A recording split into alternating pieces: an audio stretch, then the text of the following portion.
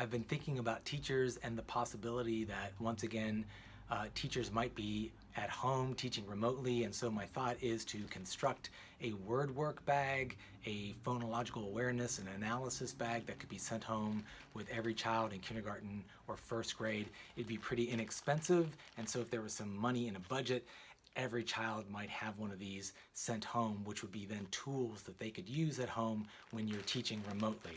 And I just wanted to unpack this bag literally for you. It's a cheap Ziploc bag, but it's sturdy, so inexpensive but sturdy. And in this bag are some inexpensive foam blocks, big blocks for big hunks of sound, chunks of sound like syllables.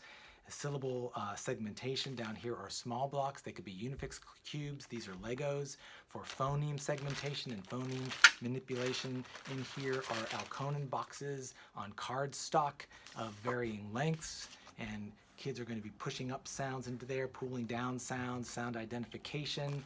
And also to that end, in here it'd be exciting maybe to have some pennies, especially for the little ones, pennies for penny push and penny pull, sound segmentation and manipulation. I hope to have a video on that.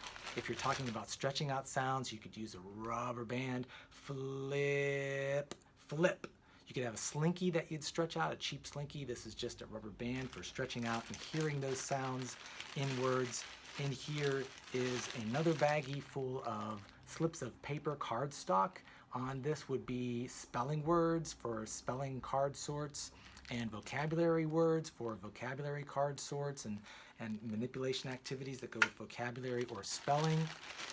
In here is a paintbrush for some paintbrush reading. Read like a painter in nice smooth brush strokes, not like a pointer. Hope to have a video on that, a little bit more about paintbrush reading.